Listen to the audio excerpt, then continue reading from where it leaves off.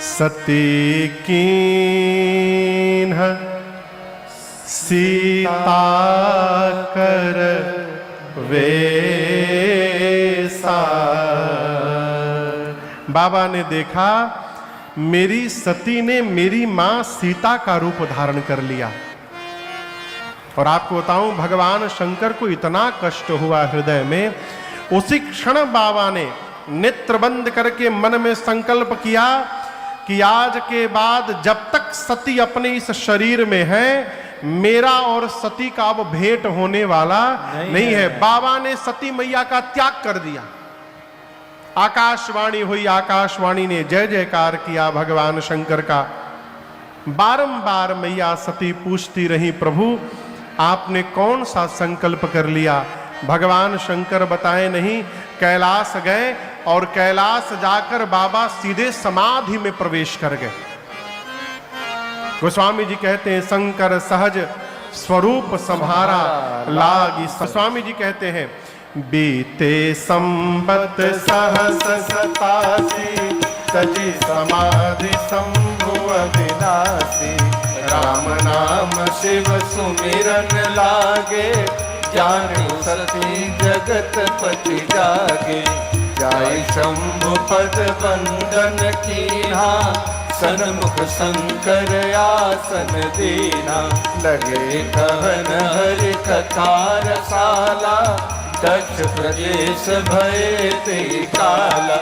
देखा विधि विचारी सब लायक, दक्ष कीन्ह प्रजापति नायक। बड़ अधिकार दक्ष जब पावा, अति अभिमान हृदय तब आवा। नहीं को वस जनमा जग माही, प्रभुता पाई जाई मद नाही। नहीं को वस जनमा जग माही, प्रभुता पाई जाई मद नाही। 87,000 वर्ष तपस्या समाधि में रहने के बाद भगवान शंकर ने नेत्र खोला और मुख से राम राम शब्द का उच्चारण किया। सती मैया के कान में राम राम शब्द जब आया ना, मां जान गई कि बाबा समाधि से वापस आए। सती मैया ने दौड़ कर जाकर दंडवत किया है। और यहां दर्शन करिए, पार्वती जी भगवान शंकर के बाईं ओर बैठी है, बाम भाग में। अर्धांगिनी का स्थान बामांग में होता, उसको बामांगी कहते हैं। पूजन करते समय अर्धांगिनी को दाहिनी ओर रहना चाहिए। पूजन में कहां रहना चाहिए? दाहिनी ओर। और ऐसे बाईं ओर रहना चाहिए। पार्वती जी भगवान शंकर की बाईं ओर बैठी हैं। लेकिन आज जब सती जी ने जाकर प्रणाम किया शंकर जी को, तो बाबा ने अपने बाईं ओर नहीं बिठाया। कहां बिठाया? सन्मुख शंकर आसन दीन्हा। बाबा ने मां को अपने सन्मुख स्थान प्रदान किया।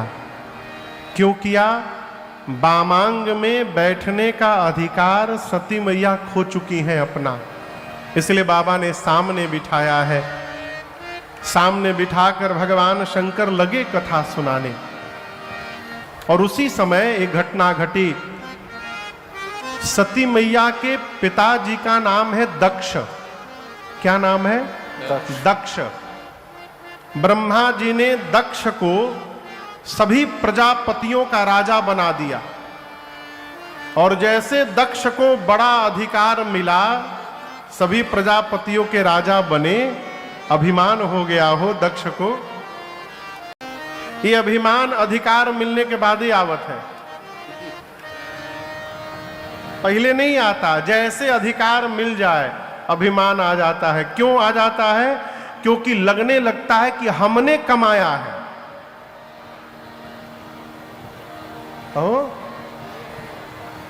गोस्वामी जी तो बहुत कड़ा हो गए यहां पर। गोस्वामी जी, ये मानस की एक चौपाई है, एकमात्र तो नहीं कहेंगे, एक और चौपाई है, लेकिन ये चौपाई एक विशेष चौपाई है। इसके प्रारंभ में भी नहीं है और अंत में भी नहीं है। गोस्वामी जी कहते हैं कि नहीं को कुअस जनमा जग माही। संसार में ऐसा कोई जन्म नहीं लिया। कौन? प्रभुता पाए जाहि मद नाही। प्रभुता मिलने के बाद मद न हो, अभिमान न हो, ऐसा कोई जन्म नहीं लिया।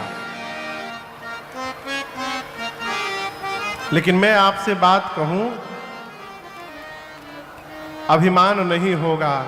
कैसे नहीं होगा? जब हनुमान जी की तरह रहेंगे तब नहीं होगा।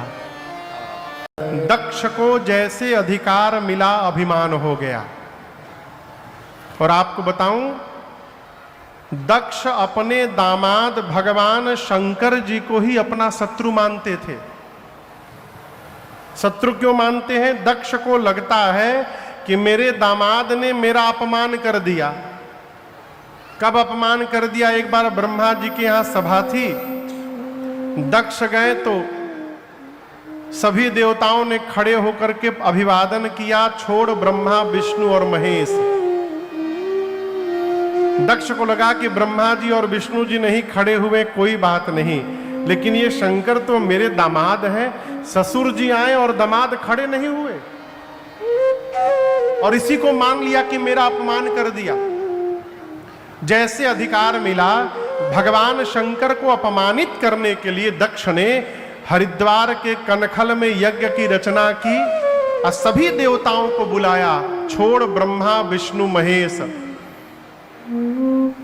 कैलाश में बाबा मां सती को कथा सुना रहे हैं और देवता अपनी अपनी देवियों के साथ विमान में बैठकर यज्ञ में भाग लेने जाने लगे। कैलाश से है, बाबा ने पूरी बात बताई तो मां ने कहा, प्रभु पिता के घर में उत्सव है, यदि आपकी आज्ञा अनुमति मिले तो मैं भी उत्सव देखने चली जाऊं। शंकर भगवान ने कहा, देवी आप जो कह रही हैं उचित कह रही हैं, लेकिन आपके पिताजी ने हम लोगों को न्योता नहीं दिया है। और एक बात कहूं, जीवन में 4 स्थान पर बिना बुलाए जाना चाहिए, बिना निमंत्रण के। कहां कहां? पिता के घर, सदगुरु के घर, स्वामी के घर और अपने मित्र के घर। 4 स्थान से निमंत्रण नहीं ढूंढना चाहिए देवी, परंतु यदि अपमानित करने के लिए जानबूझकर नहीं बुलाया गया है तो मैं कहता हूं, तहां गए कल्याण न हो। भगवान शंकर बोले तब वहां बिल्कुल नहीं जाना चाहिए।